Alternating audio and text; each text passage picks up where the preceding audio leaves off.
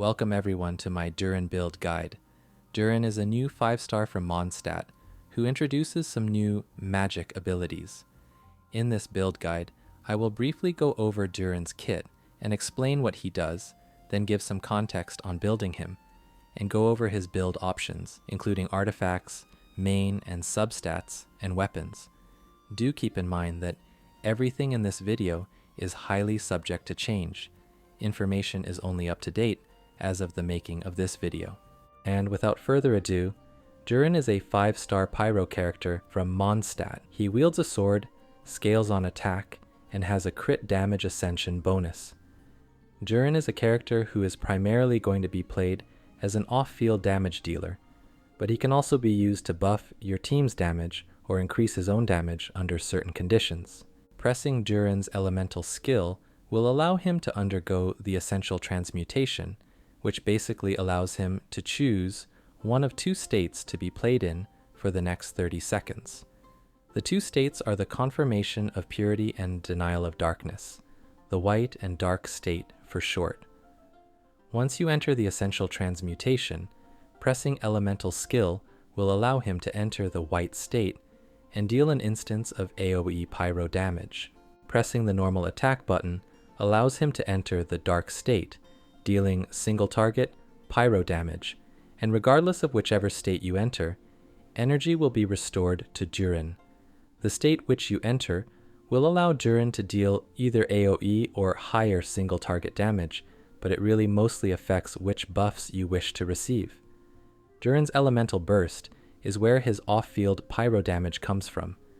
Using Durin's elemental burst will allow him to deal an initial hit of either AoE or single target Pyro damage, and keep on dealing off-field Pyro damage for the next 20 seconds, with the white state being AoE damage and the dark state being higher single target damage. If Durin was not in either state, the white effect will trigger. The off-field Pyro damage acts similarly to Xiangling's burst or Mavuika's elemental skill, where it will periodically attack nearby enemies once every second for the 20-second duration, with Pyro being applied on every other hit.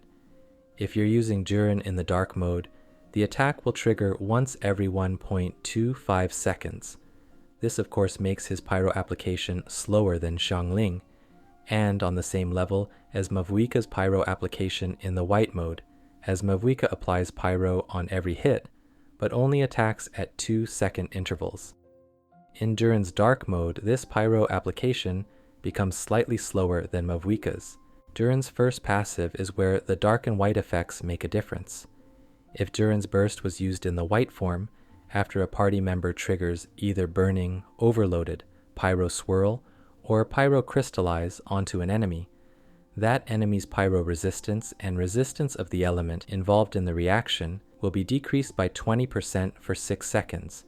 For instance, if a party member triggers Pyro crystallize onto an enemy, the enemy's Pyro and Geo resistance will be decreased. The dark mode effects will increase Durin's own vaporize and melt damage by 40%. As for Durin's second passive, after using his elemental skill to undergo essential transmutation, the base damage of Durin's elemental burst will be increased by 1% for every 100 attack, for up to a maximum of a 25% increase, which requires 2,500 attack.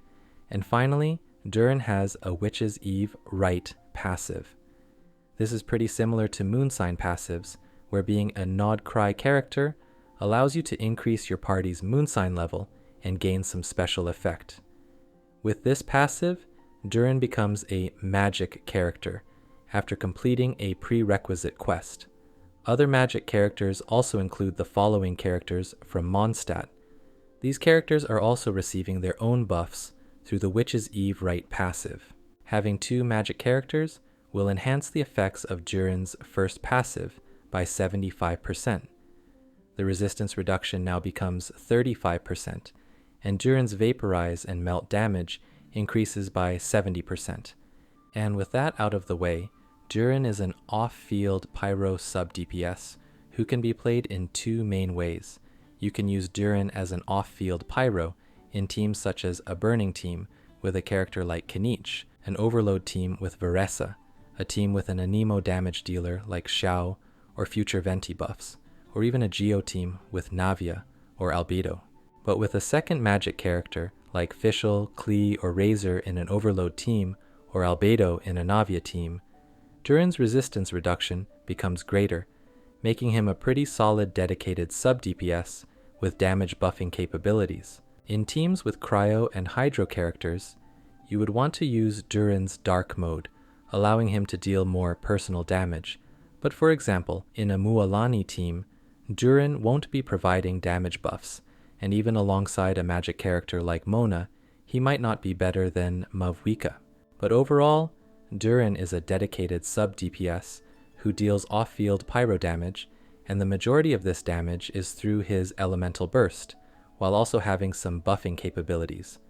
Durin can be used in most teams that need an off-field pyro, but he becomes even better when paired with other magic characters. Moving on to Durin's talent priority, most of Durin's damage comes from his elemental burst, so you would want to prioritize that. Leveling his skill is also important, as it allows you to regenerate energy, with the energy restored scaling with skill level. Normal attacks don't need to be leveled as they don't contribute to damage. Moving on to artifacts, Durin is a character who can be played in teams where you trigger transformative reactions, such as burning or overload, or in teams where you trigger amplifying reactions. In teams such as vaporize or melt, reaction-based sets can perform better than in teams such as overload or burning. Generally, it shouldn't make much of a difference if you're playing Durin in the white or dark state, as his best options remain consistent between each. There are 3 main options, which are a 4-piece Emblem of Severed Fate set, 4-piece Noblesse, or a 2-piece mix with Noblesse, and a 2-piece Crimson Witch for the pyro damage bonus. The best option for Durin's damage will usually be either a 4-piece emblem set or a 2-piece mix with Noblesse and Crimson Witch. The 4-piece emblem set increases burst damage based on your energy recharge stat. For Durin, this isn't ideal, since he usually doesn't need a lot of energy recharge, since his skill already restores energy. But in teams with low energy generation, or in case Durin is the only pyro unit, a 4-piece emblem can be a slightly better option for his personal damage. In teams where you don't need energy recharge, a 4-piece emblem will be fractionally behind a 2-piece mix, providing a 20% elemental burst damage bonus and a 15% pyro damage bonus. The full 4-piece Noblesse set is also a decent option, as it grants a party-wide attack buff after using an elemental burst.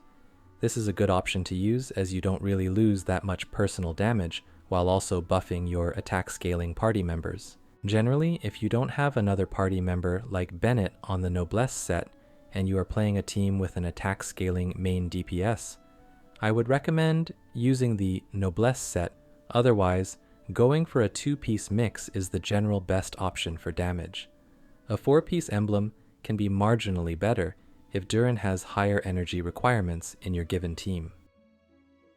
Which leads on to Durin's stats, and starting with energy recharge, Durin doesn't really need a lot of energy recharge investment, as his elemental skill can restore up to 30 energy at talent level 9, which usually takes care of most of his energy needs.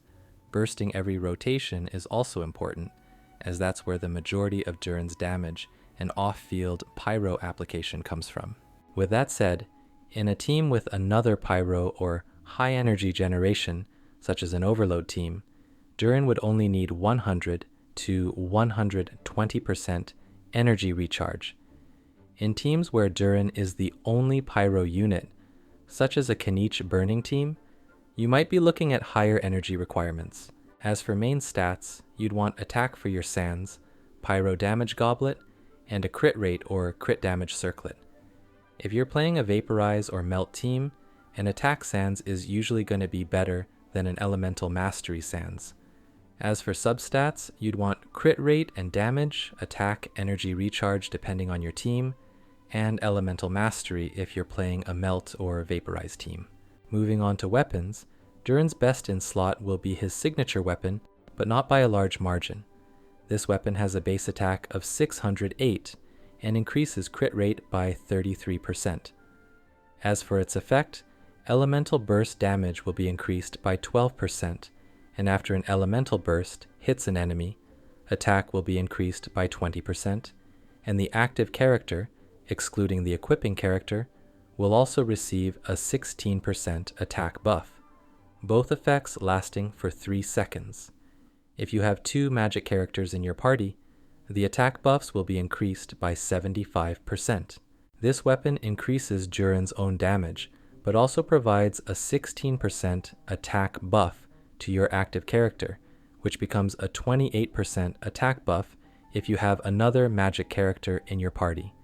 Without a second magic character, while this is still going to be his best in slot, it's not going to be that much better than other 5 stars for his personal damage. With 2 magic characters, it does become better, but again, not by a large margin, which is certainly different to some of the recent signature weapons, but it does still provide a damage buff to your active character, which is great if they're an attack scaler. Overall, this weapon isn't necessary to get, as there are other decent 5-star and 4-star options to use, including some free alternatives. Other 5-star swords, such as Primordial Jade Cutter, Mistsplitter Reforged, and Crit Stat Sticks, can be great for Durin's personal damage. You could also use a weapon like Freedom Sworn, which provides both an attack and normal attack damage buff, and the Elemental Mastery can be useful in reaction-based teams. Between the Battle Pass weapons, Wolffang is the better option, and one of the best options at R5, as it increases crit rate and elemental burst damage. The bonus crit rate effect does not trigger from off-field, but regardless of that, this is still going to be a pretty solid option. The recently released banner 4-star, Moonweaver's Dawn, is a decent option as well, mostly because of its elemental burst damage increase. This weapon can also further increase elemental burst damage if your equipping character's maximum energy cap is 60 or 40, which isn't the case with Durin as his burst costs 70. Aside from these 2 options, you could also use other 4 stars, such as the Alley Flash in a Vaporize or Melt team, or Lion's Roar. An R5 Finale of the Deep can potentially be one of Durin's best free options if you have a team-wide healer in your party, or if you can clear the Bond of Life effect this weapon triggers using an on-field healer without taking up too much on-field time, as otherwise this weapon can be somewhat inconsistent. And in that case, you can use the 3-star Harbinger of Dawn, which is always going to be a decent option for an off-field damage dealer. This weapon increases crit rate and crit damage through its effect if HP is above 90%. Durin is mostly going to be played off-field, making the 90% HP requirement somewhat easy to maintain. Overall, Durin's signature weapon isn't necessary to get. He has great alternative options in other 5-star and 4-star weapons, while still having access to decent free options. Keep in mind that this ranking is for Durin's dark mode in a Vaporize team. If you're playing Durin in white mode and triggering transformative reactions, Elemental Mastery would usually not be necessary. And that's all from this build guide.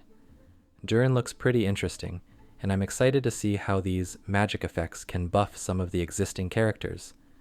Thank you for making it till the end, and thank you for watching.